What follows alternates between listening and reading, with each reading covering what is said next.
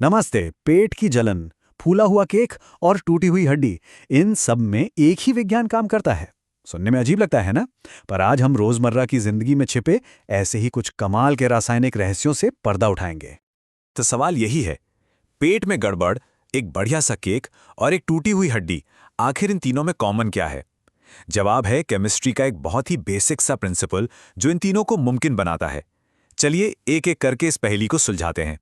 तो सबसे पहले बात करते हैं उस चीज की जो हम सब ने कभी ना कभी महसूस की है, पेट में एसिडिटी और फिर उससे मिलने वाली राहत। आखिर उस छोटी सी गोली में ऐसा क्या होता है जो जलन को फौरन शांत कर देता है? इस राहत के पीछे का जो साइंटिफिक हीरो है वो है उदासीनीकरण अभिक्रिया, या जिसे हम न्यूट्रलाइजेशन रिएक्शन कहते हैं। अब देखिए, जैसा कि नाम से ही पता चल रहा है, ये एक ऐसी प्रोसेस है जिसमें एक एसिड और एक बेस यानी कि अम्ल और क्षार एक साथ आकर एक दूसरे के असर को खत्म मतलब न्यूट्रल कर देते हैं। इसका फंडा ना बहुत सिंपल है।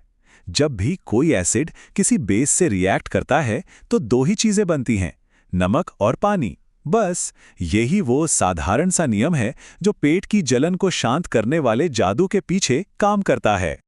चलिए इसे एक्शन में देखते हैं। मान लीजिए पेट का जो एसिड है वो किसी एंटासिड यानी बेस वाली दवा से मिलता है, तो क्या होगा? नतीजा बिल्कुल वही, साधारण नमक और पानी। जो खतरनाक एसिड था वो पूरी तरह से बेअसर हो गया, एसिड का असर खत्म। अच्छा, एक बात पर कभी ध्यान दिया है कि जब भी एसिड और बेस को मिलाया जाता है तो जिस बर्तन में ये रिएक्शन होता है वो अक्सर गर्म क्यों हो जाता है? इसके पीछे भी एक बड़ा दिलचस्प विज्ञान है। ऐसा इसलिए होता है क्योंकि ये रिएक्शन एक्सोथर्मिक होता है, यानी इससे गर्मी निकलती है। अब आसान भाषा में समझे तो जब एसिड के आयन्स और बेस के आयन्स आपस में जुड़कर पानी बनाते हैं ना, तो वो एक बहुत मजबूत बॉन्ड बनाते हैं और इस नए बॉन्ड के बनने की खुशी में वो गर्मी के रूप में एनर्जी को बाहर फेंकते हैं। बस इसी वजह से हमें वो गर्माहट महसूस होती है। और हाँ, ये रिएक्शन सिर्फ पेट की एसिडिटी तक ही सीमित नहीं है।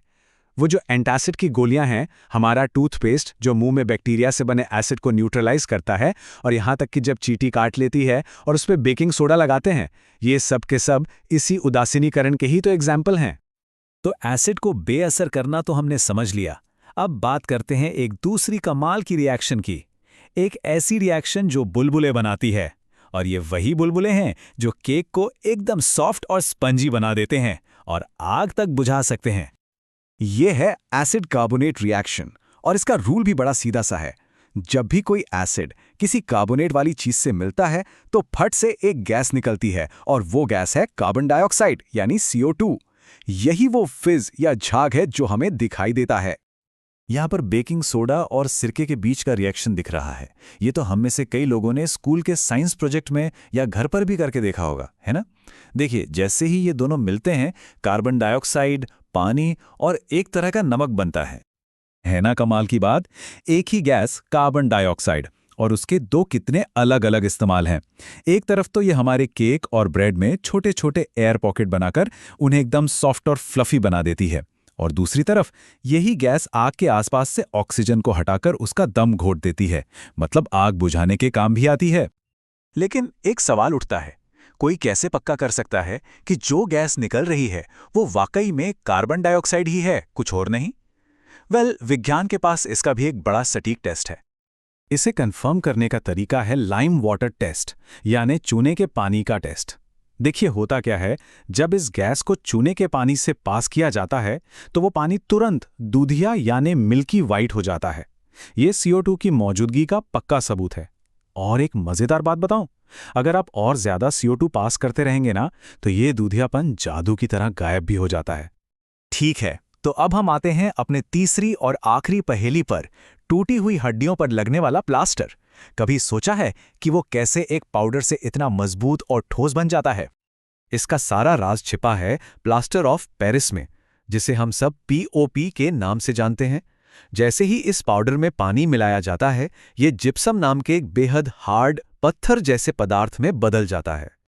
असल में होता यह है कि POP के मॉलिक्यूल्स कह सकते हैं कि एक तरह से प्यासे होते हैं। वो पानी के मॉलिक्यूल्स को तेजी से सोख लेते हैं और खुद को क्रिस्टल के रूप में दोबारा जमा लेते हैं। यही क्रिस्टल मिलकर जिप्सम की एक कठोर ठोस बनावट तैयार करते हैं। तो पीओपी के हार्ड होने का राज है जिप्सम के क्रिस्टल्स। जैसे ही पानी मिलता है ये क्रिस्टल बनते हैं और एक दूसरे में ऐसे उलझ जाते हैं कि एक मजबूत जाल सा बन जाता है। और हाँ, बिल्कुल हमारे पहले रिएक्शन की तरह ये प्रोसेस भी गर्मी छोड़ती है। इसीलिए जब प्लास्टर लगाया जाता है तो वो गर्म महसूस होता है। और इसका इस्तेमाल सिर्फ टूटी हड्डियों को जोड़ने वाले प्लास्टर तक ही सीमित नहीं है, बल्कि सुंदर मूर्तियां और सजावटी सामान बनाने में और यहां तक कि लिखने वाली चौक बनाने में भी इसी रिएक्शन का इस्तेमाल होता है। ओके, तो अभी तक हमने 3 बड़े रिएक्शंस को समझा। चलिए अब जरा अपनी किचन में चलते हैं और कुछ और मजेदार केमिकल पहेलियों को सुलझाते हैं। बेकिंग सोडा और वॉशिंग सोडा, नाम सुनकर लगता है कि भाई भाई होंगे, पर दोनों में जमीन आसमान का फर्क है।